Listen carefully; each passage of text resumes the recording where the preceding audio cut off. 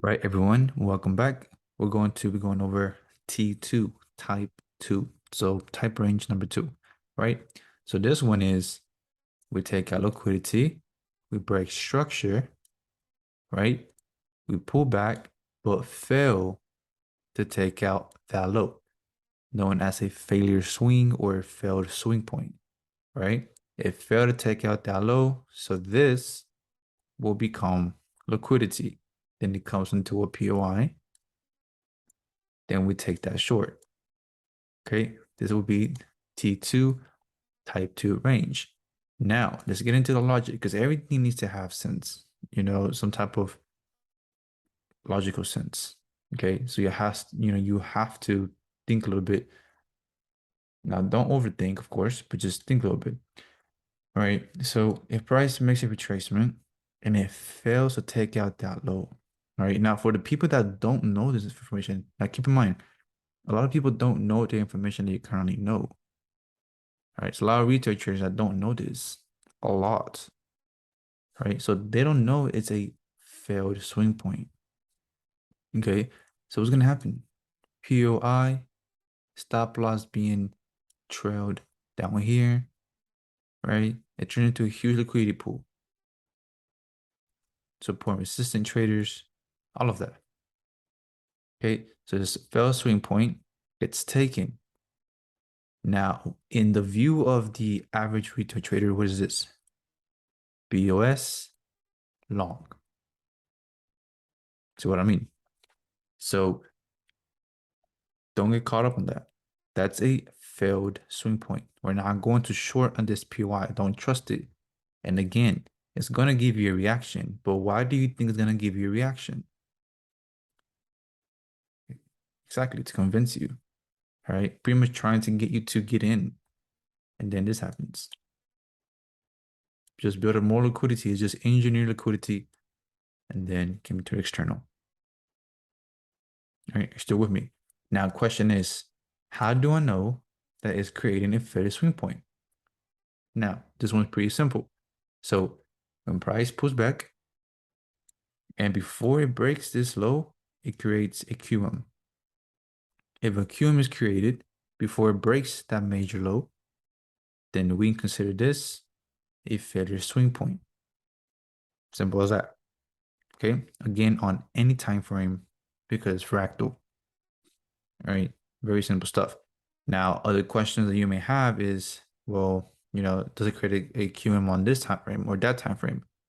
These are questions that I personally can't answer, right? But for me, in my experience, depending on the time frame that you're on, all right, let's say I'm in the 15-minute time frame, and then this forms on the 5 or 15-minute, that's more than enough for me to say, yep, that is not going to hold. All right. It just depends. There is no black and white type of scenario with this stuff. It's, we're still in the gray area, but it's giving you a overall idea of what can potentially happen, what we can anticipate.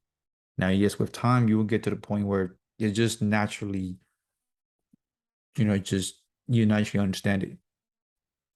It's just the intuition at the end of the day. Okay. So, the question again is how am I so confident that these, type one and type two work or that it's going to hit that TP? That's just because of years, that's just practice. But once that QM is formed, that becomes failure swing point. Then look for short. All right. Simple as that. That is type 2. We already went over type 1. This is type 2. All right. So know the differences. So type 1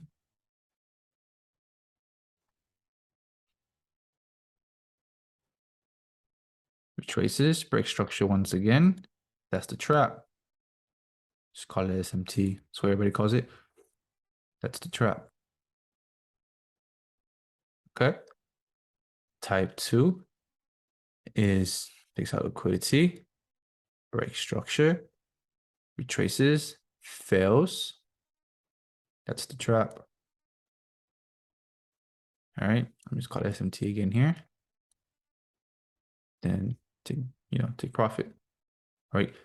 Again, it doesn't matter if I show you on the charts or you see me break this down because this is literally what we look for. It's not going to look textbook, okay, at all. So now we're still in the basic area of ranges and stuff like that, so don't worry. All right. So what I need everyone to do is to go on a chart and try to identify T1 and T2. All right. Try to identify it, try to get used to seeing these, build up that experience, gather that data, right? To prove to yourself that this is a thing that happens in the market, that it works, that it's actually there, right? Because you want to feel confident, right? You want to feel confident. You want to trust yourself and say, yep, this is happening. Like this is real. I tested it. I tested it. I gathered enough, data to feel confident enough to take a short from here and here, right? At the end of the day, it's going to be experience. But as simple as T1 and T2. Don't overcomplicate it, right? Now, again, it's not going to look like this textbook. That's why you see some of the images that I put on the previous section. They don't look best. They're not the best ranges, right? Because it's not going to look always textbook. And I don't want you to get the idea in your head that's going to look always perfect. It's not. At the end of the day, it's about the logic. It's about, okay, what's going on in this area, right? So if we break these ranges down, all right, we're pretty much just identifying the trap. And that's the whole point of T1 and T2. Okay, it helps you identify the trap. And it helps you know ahead of time if the trap is here or here, here or here. And by T1 and T2 are mainly the only two type of patterns to repeat over and over again a lot, right? I haven't seen any other type of patterns repeat like this. These two are the only ones with my, years of testing. These two are like the main ones. So I just broke it down into simple terms of T1 and T2, and they look like this. All right. Now, some people may argue that there's maybe different type of patterns, but that's, just on them. This is what I use and this is what I see. All right. And this happens day in and day out. That's probably, why you also seen a lot of the students post on the community, T1 and T2. All right. And this is what they mean, T1 and T2. Okay. Well, that's it for now. On to the next one.